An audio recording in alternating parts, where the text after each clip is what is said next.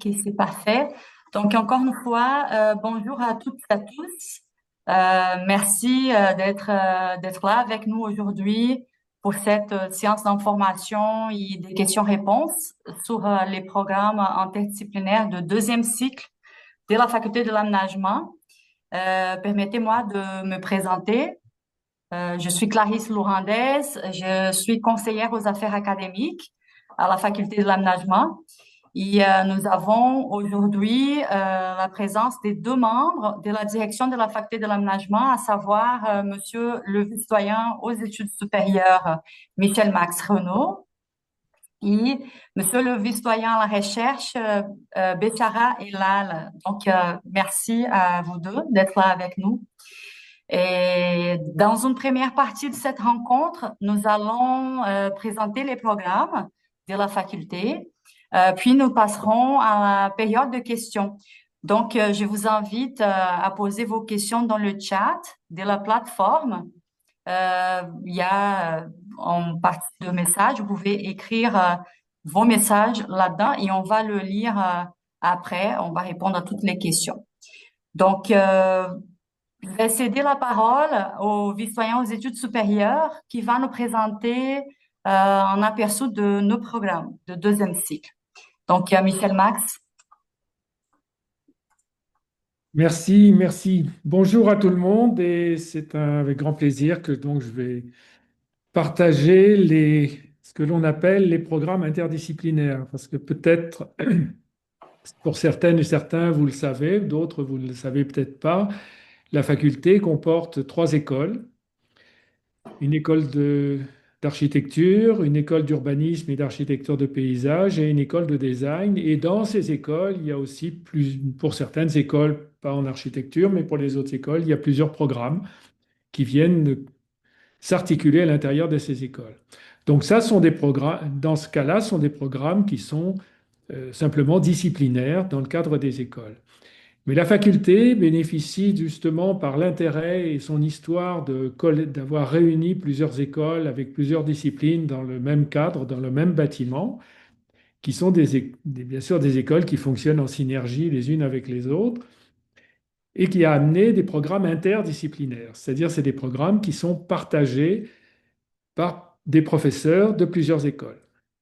Donc c'est un intérêt pour beaucoup d'étudiants d'avoir ces formations, sachant que ces formations, qui sont des formations de deuxième cycle, s'adressent à des étudiantes et à des étudiants qui sont déjà formés et qui ont déjà acquis un baccalauréat, ou même pour certaines et certains sont déjà formés, par exemple venant de l'étranger, pour vous verrez, c'est un grand milieu de mélange entre les étudiants d'origine québécoise, canadienne et des étudiants d'origine étrangère qui viennent aussi s'inscrire par l'intermédiaire de ces programmes pour rentrer dans la vie professionnelle ou la vie de la recherche.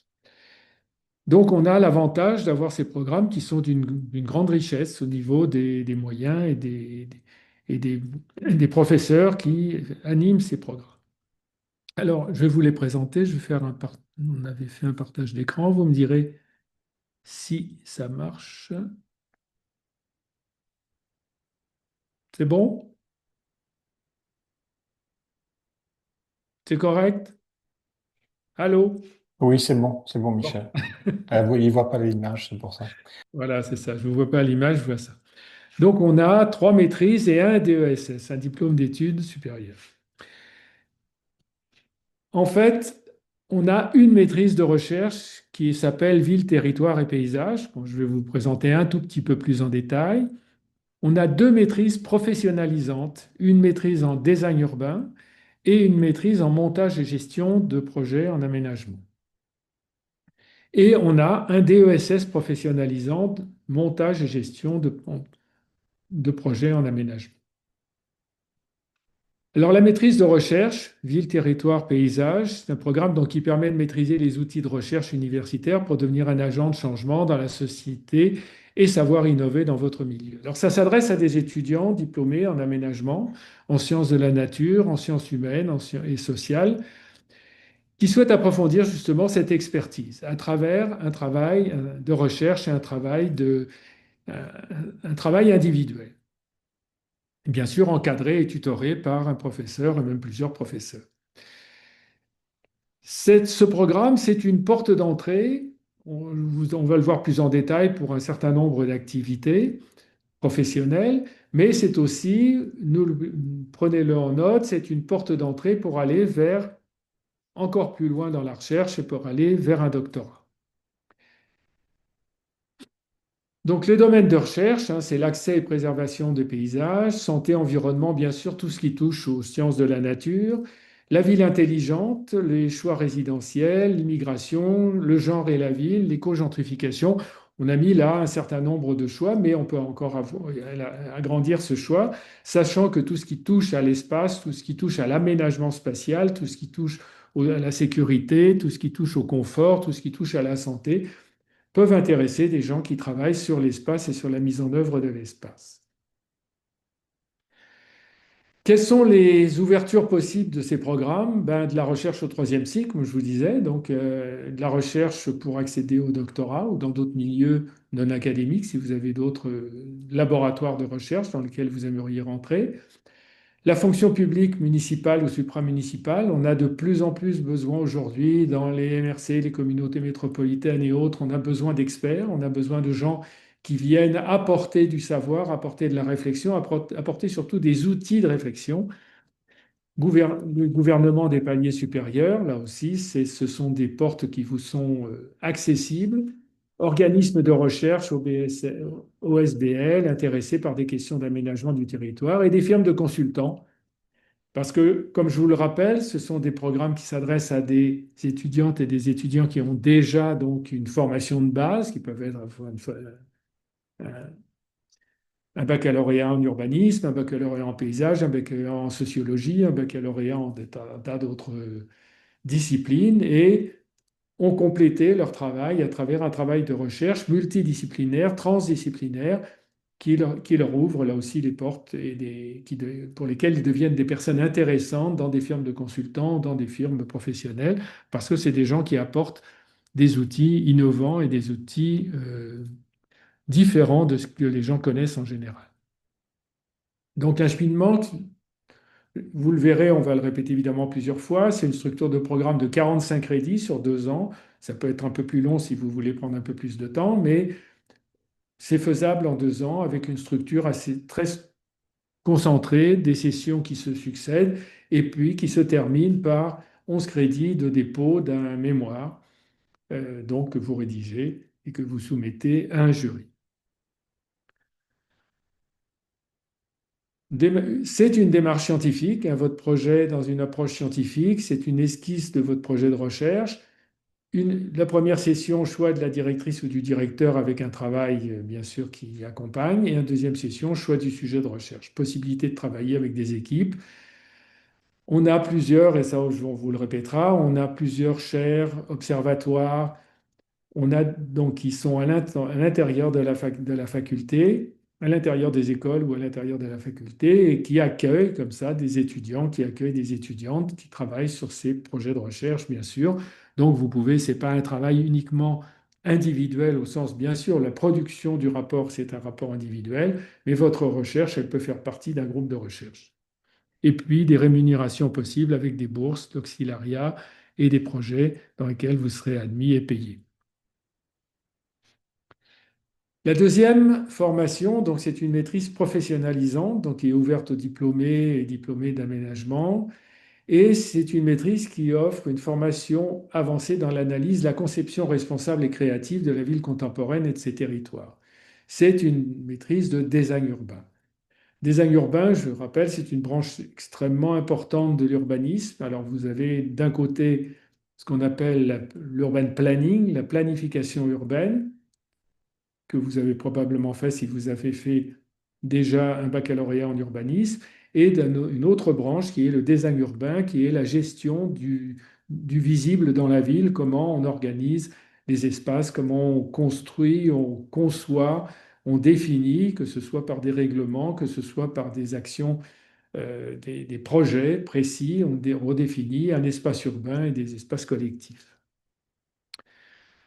Donc les domaines de compétences, c'est la forme urbaine à toutes ses échelles, depuis le petit pavé, l'aménagement d'un coin, jusqu'à des échelles métropolitaines, des espaces publics sûrs et inclusifs, des espaces de mobilité, c'est quelque chose d'extrêmement important aujourd'hui, des espaces de socialisation, l'interdisciplinarité. Le designer urbain travaille avec tous les autres composantes et acteurs de l'espace urbain, les architectes, les urbanistes, les urban planners, les planificateurs, mais aussi avec le génie civil, parce que quand on dessine une rue, il y a aussi des choses en dessous, et avec bien sûr tous les autres acteurs, quand on parle de mobilité, les gens qui s'occupent de la mobilité urbaine, avec les gens qui s'occupent de la santé, les gens qui s'occupent de la sécurité.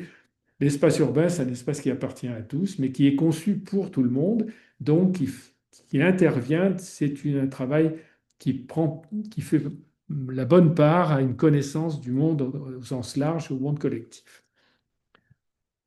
Là aussi, c'est une expertise très recherchée par les bureaux d'architectes, d'urbanistes, d'architecture du paysage, par les municipalités. C'est un plus qui vient se mettre sur votre formation et sur vos disciplines. Les gouvernements provinciaux et fédéraux, les organismes spécialisés en éco-design, des organismes internationaux. Et c'est une formation qui peut mener aussi à une carrière de recherche en accédant au troisième cycle de doctorat ou dans des domaines de la santé et de la sécurité. Pas nécessairement dans cette faculté, mais on peut aussi aller travailler en criminologie, on peut aussi travailler en santé publique en travaillant avec des spécialistes de la santé et de la sécurité. Donc c'est un cheminement original, toujours le même cheminement de 45 crédits sur 2 ans avec projet final.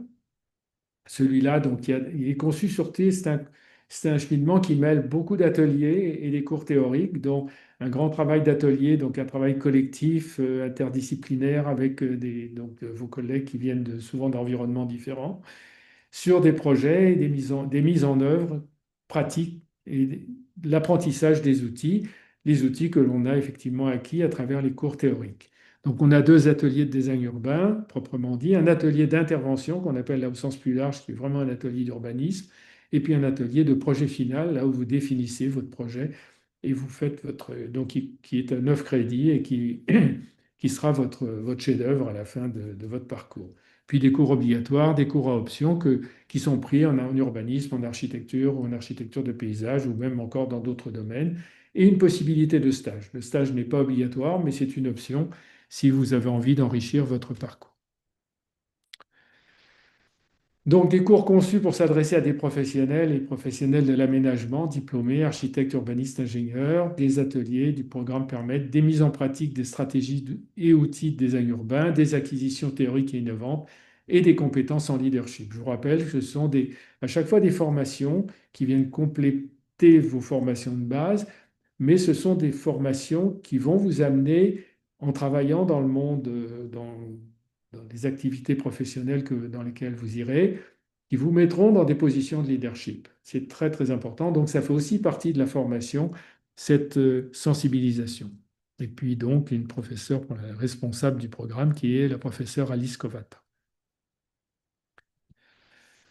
Deuxième maîtrise professionnalisante, celle-là, qui est un montage en gestion et projet d'aménagement. Donc, c'est un programme unique.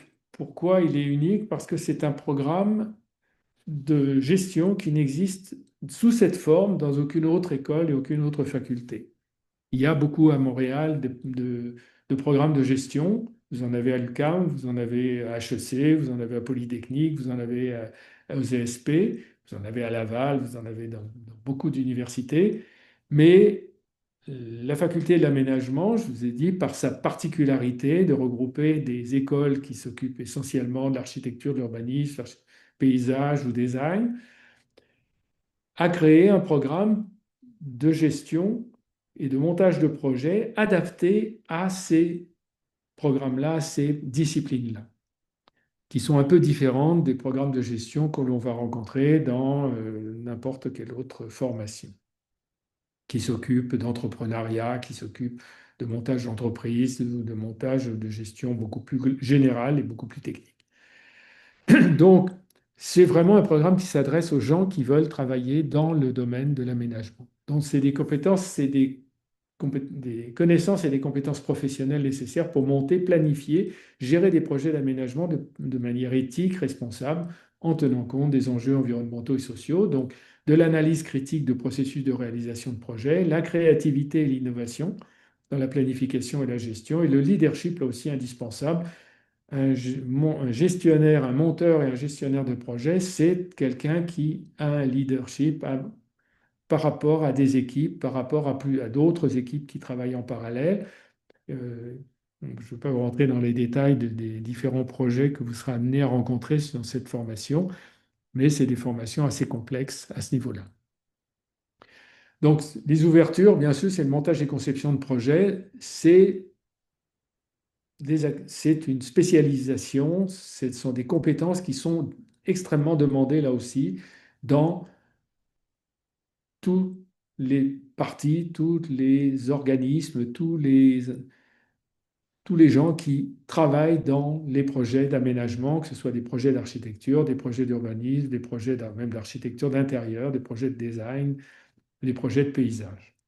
Donc, vous aurez effectivement tout ce qui s'occupe de la gestion de la construction, de la gestion des risques et des ressources et des contrats, la gestion des parties prenantes, la médiation, les résolutions de conflits. La consultation en planification, montage et gestion de projet dans les organismes publics, parapublics, au national et à l'international. Ça amène aussi à amener à l'international et de la recherche sur la gestion de projet. Ça, comme toutes les maîtrises, même professionnalisantes, on peut s'orienter ensuite si on est intéressé par aller vers plutôt de la recherche et un troisième cycle. Donc une structure de programme de 45 crédits, toujours sur 2 ans, avec mémoire ou stage. Donc ce que l'on appelle ici des formations Y inversées. C'est-à-dire qu'une fois que vous avez fait le tronc commun, la dernière session, soit vous allez vers un mémoire, c'est un mémoire de 9 crédits, ou vous allez vers un stage avec un mémoire de stage, un rapport de stage.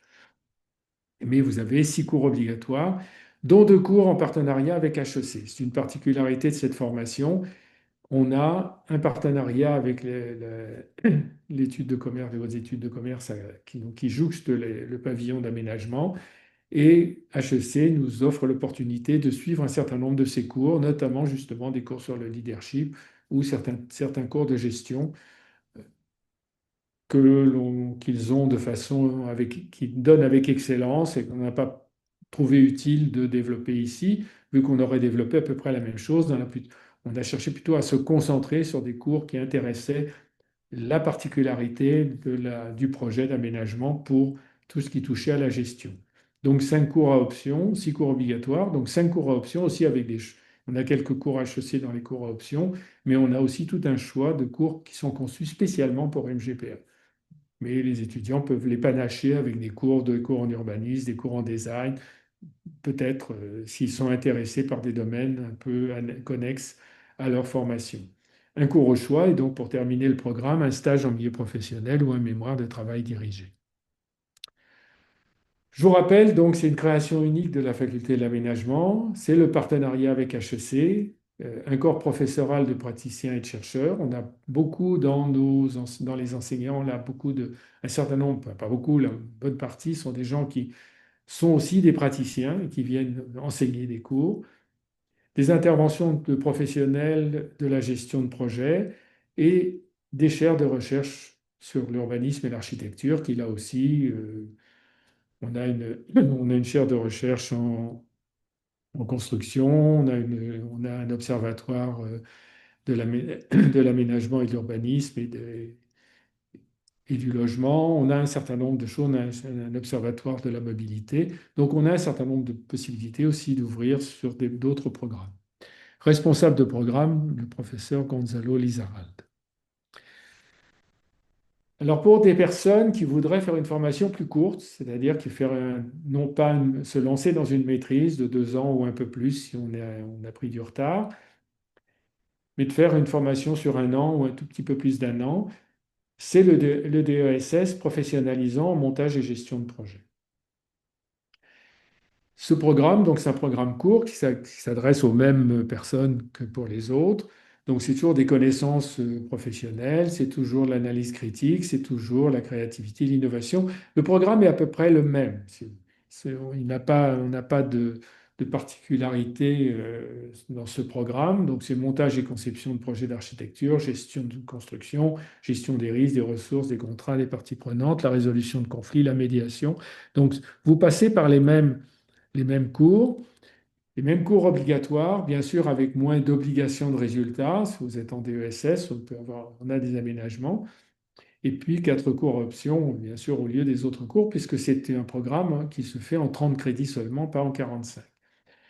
La particularité aussi de ce programme, c'est que, et ça arrive beaucoup plus souvent que l'on croit, des personnes qui sont rentrées dans ce programme au niveau du DESS, au bout d'un moment, se disent, mais pourquoi je ne ferais pas une maîtrise? Après tout, j'ai bien suivi les cours obligatoires, j'ai eu des bons résultats, j'ai suivi les cours options. À ce moment-là, on leur propose un atelier de montage de projets urbains qui est en option pour les autres personnes qui sont en maîtrise, mais qui est obligatoire pour les candidates ou les candidats qui souhaiteraient continuer leur formation en maîtrise. Donc, c'est un cheminement. Alors, une fois il faut effectivement avoir fait les cours obligatoires, avoir des résultats corrects et faire cet atelier. Donc, comme c'est un atelier de 6 crédits, il peut remplacer deux cours à option, par exemple. Donc, c'est pas quatre cours à option plus l'atelier de 6 crédits. Et à ce moment-là, l'étudiante et l'étudiant est des inscrits du programme de maîtrise de DESS et est inscrit dans le programme et continue et termine dans un programme de maîtrise, là où toujours elles finissent soit par un stage, soit par un travail dirigé. Mais c'est la particularité de ce programme qui peut être un programme d'attente où on n'a pas envie de se lancer immédiatement dans une maîtrise. On se dit, bon, je vais quand même voir. De toute façon, on acquiert des compétences suffisantes pour aller sur le marché du travail. Il n'y a pas d'ambiguïté, mais ça prend effectivement, ça permet un raccourci. Donc, c'est toujours la création, la même chose, les interventions de professionnels et le professeur Gonzalo Lizaral qui est aussi responsable de ce programme. Comme je vous ai dit, c'est deux programmes conjoints qui fonctionnent en dualité et qui permettent de passer de DSS en maîtrise. Et ça, c'est une facilité que l'on offre aux étudiantes et aux étudiants qui n'auraient pas voulu se décider tout de suite pour un parcours beaucoup plus long, un petit peu plus long, qui est le parcours de la maîtrise. Voilà, c'est ce que j'avais à vous présenter.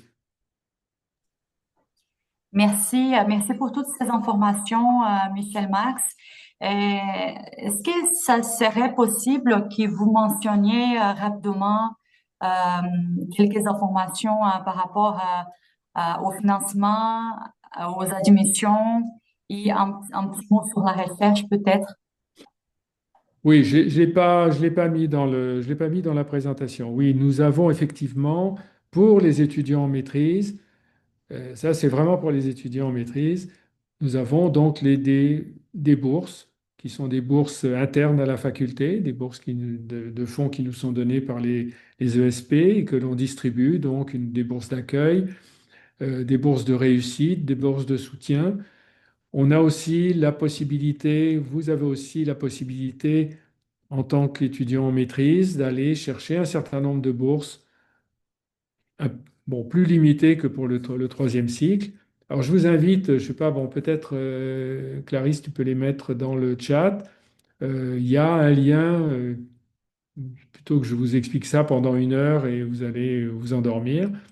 Le mieux, c'est que vous consultiez, donc, il y a un lien avec le site de l'Université de Montréal qui qui vous offre toutes les possibilités de bourse. Alors, vous verrez, c'est deuxième et troisième cycle, mais à chaque fois, c'est différencié.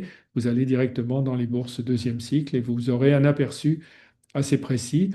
Bien sûr, on aide les étudiants au maximum on les soutient dans la réussite.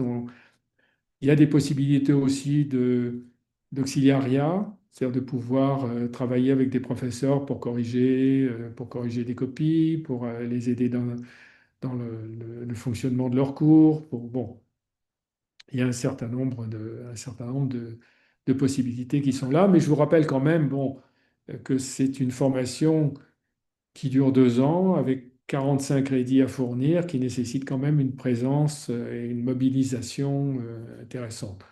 Moi, c'est le conseil que je donne. Maintenant, pour d'autres des étudiantes et étudiantes, on peut être amené effectivement à rallonger ses études en ayant besoin de travailler entre-temps.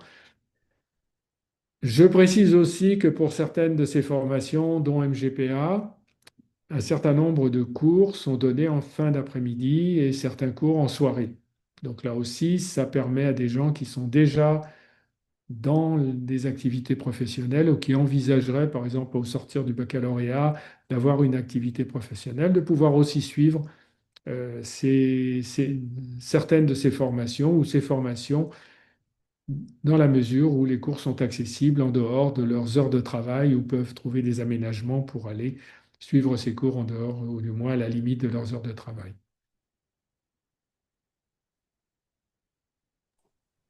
Parfait.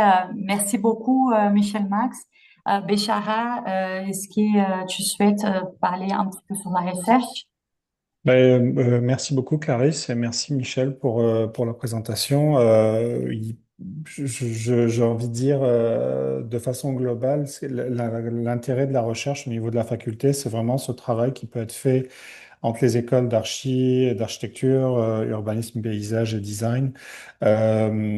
Michel Max a mentionné les chaires de recherche qui sont présentes. Ce sont des opportunités de travailler en tant d'avoir des contrats d'auxiliaire de recherche. La plupart des professeurs qui vont enseigner aussi, qui sont titulaires de ces chaires, vont enseigner dans ces programmes. Vous avez vu tout à l'heure le professeur Gonzalo Lizarralde, qui est titulaire d'une chaire, de la chaire Fayol McGill, justement sur la construction. Et donc, il y a tout un réseau de contacts qui fait vraiment intervenir dans la formation en MGPA.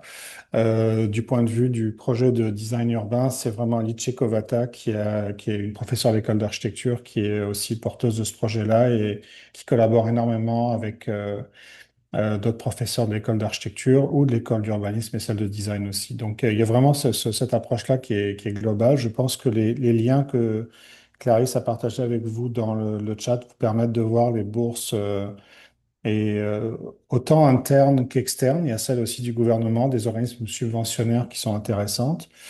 Euh, voilà, puisque en fait, ce qu'on développe depuis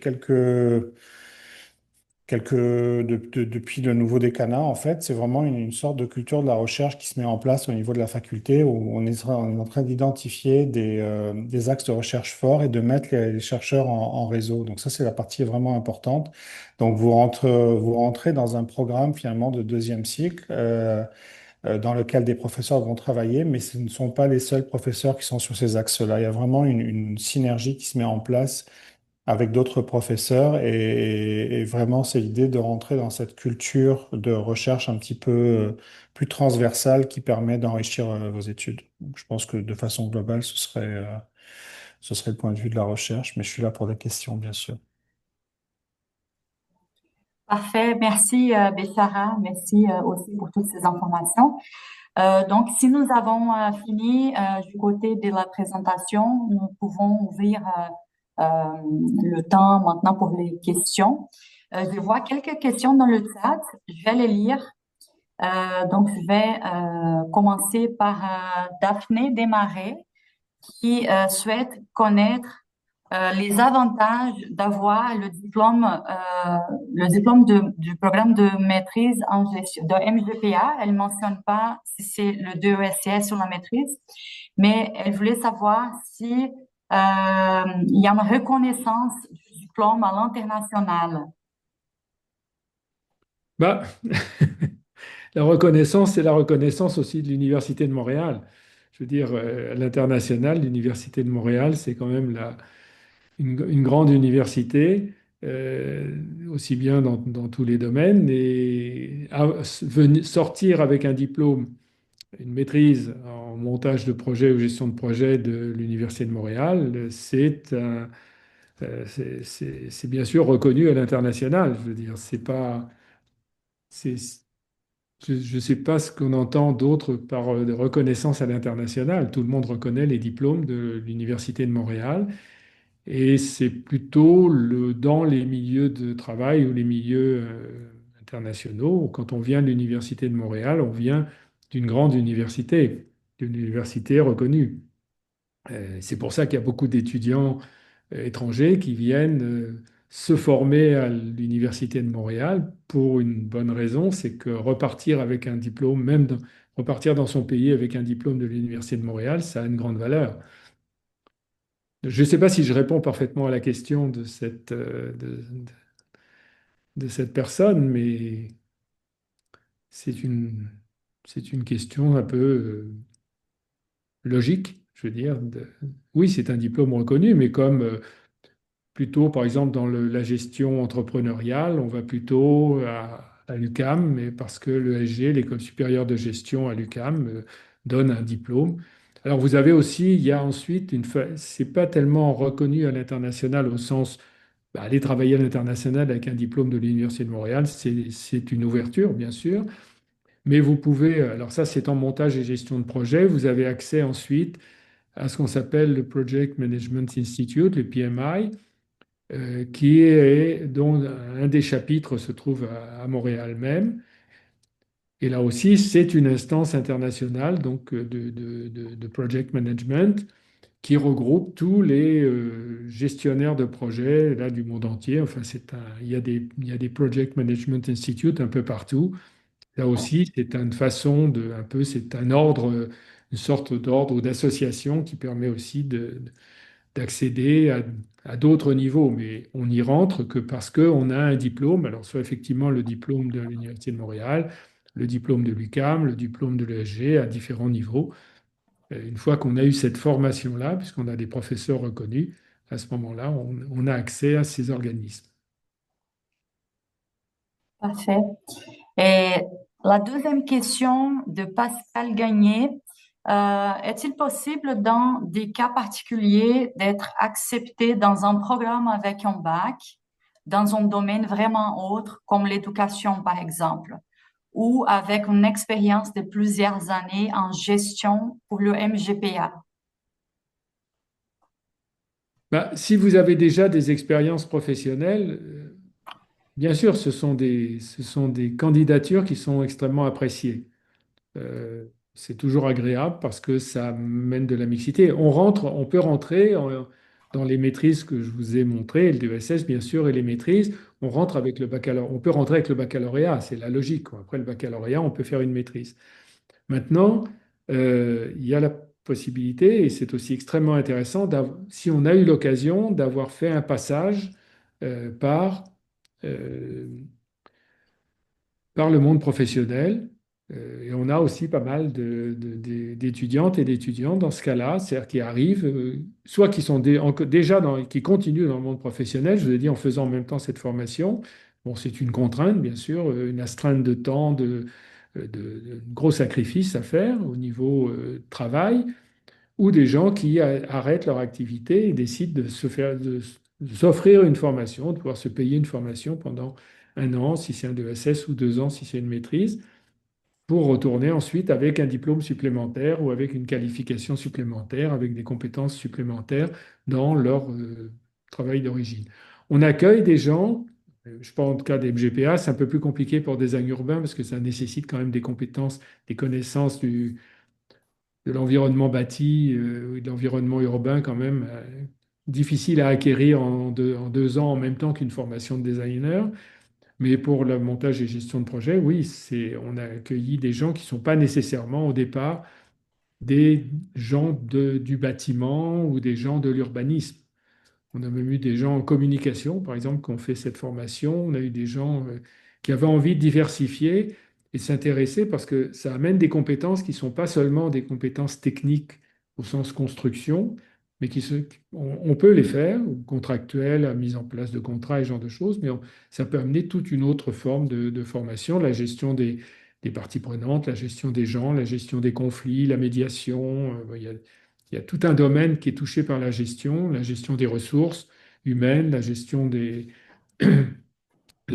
risques. Bon, ce sont des domaines qui peuvent être acquis sans nécessairement être un architecte ou être un urbaniste. Merci. La troisième question concerne la maîtrise en design, création, innovation. Est-ce qu'il y a des informations au sujet de cette maîtrise-là? Alors, la maîtrise création, design, création, recherche, innovation, elle est en train d'être restructurée. Donc, elle n'est pas à l'ordre du jour. Il n'y aura pas d'inscription à cet automne-là, pour cet automne-là. Les inscriptions pourront être réouvertes. On fait tout pour pouvoir réouvrir parce qu'on avait un problème de structure de formation. On nous a demandé, on a choisi de ne pas faire les admissions cette année pour pouvoir se laisser un peu de temps pour restructurer cette maîtrise, qui restera toujours une maîtrise de design, une maîtrise de création, une maîtrise de recherche, de recherche-création ou de recherche plus pure, mais qui avait besoin d'être restructurée. Donc pour l'instant, il n'y a pas de... La maîtrise n'est pas ouverte, je veux dire, les admissions ne sont pas ouvertes dans la maîtrise.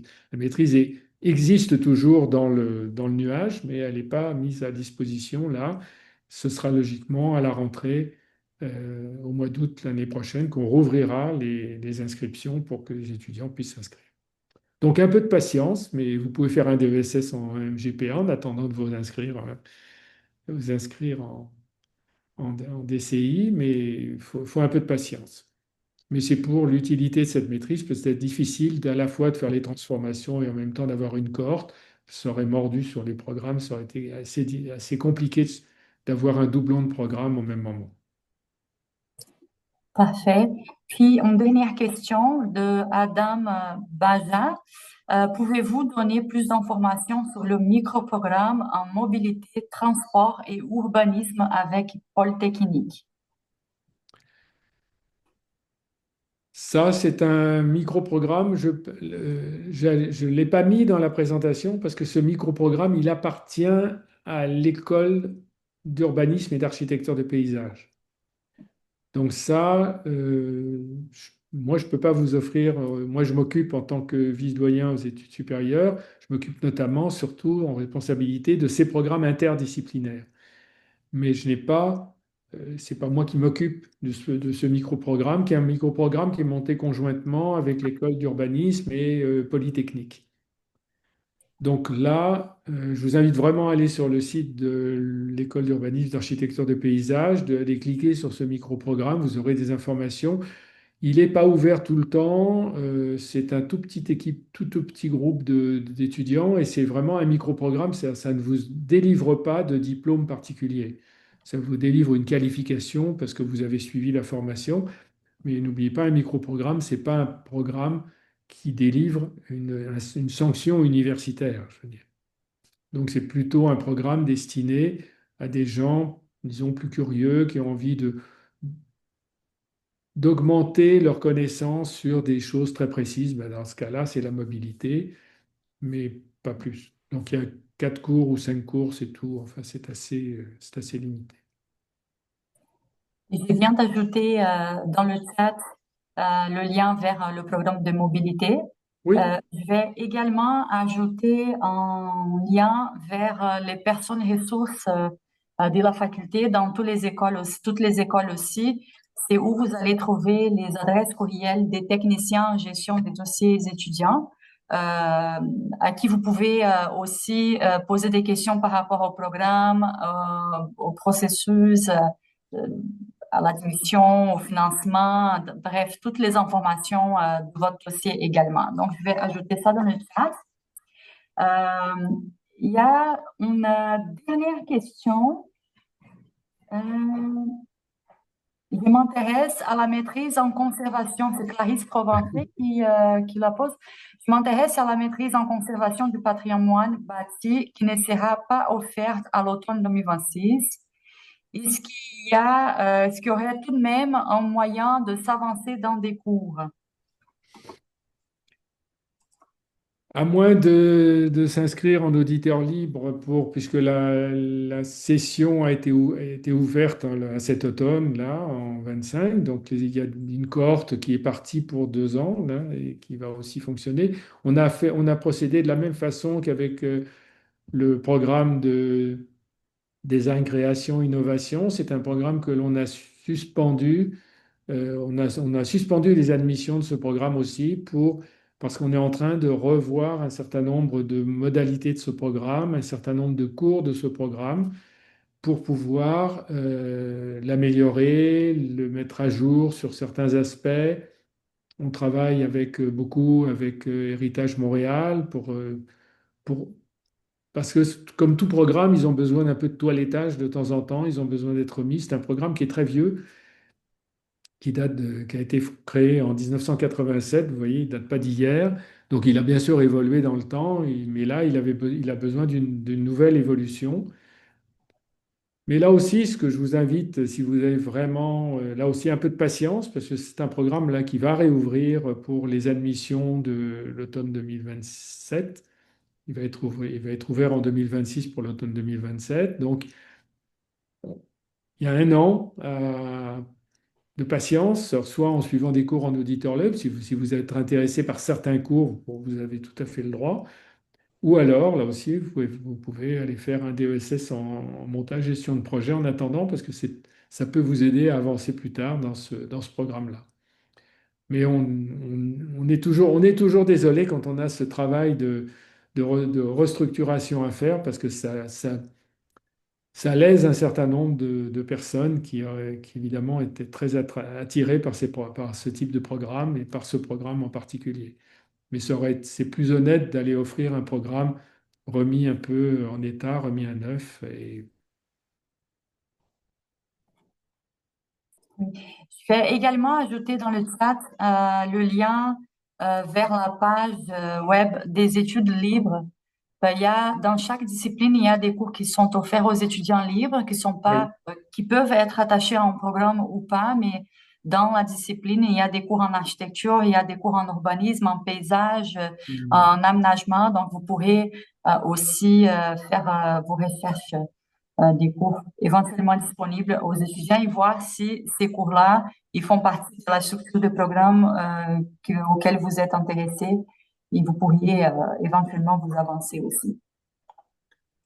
Je pense qu'on a répondu à toutes les questions. Il y avait une question sur la maîtrise en VTP. On a envoyé déjà les informations. Je pense que c'est tout. Donc, merci beaucoup. On vous remercie de votre participation. On espère que cette séance a été utile à tous. Et si, je vois qu'il y a d'autres messages qui s'ajoutent, mais c'est des messages de merci. Merci à vous. Donc, vous pouvez nous contacter aussi par courriel si jamais vous avez d'autres questions qui n'ont pas été répondues dans cette présentation. Vous pouvez nous contacter, puis on va vous répondre dès que possible. Merci encore. Bonne journée à tout le monde.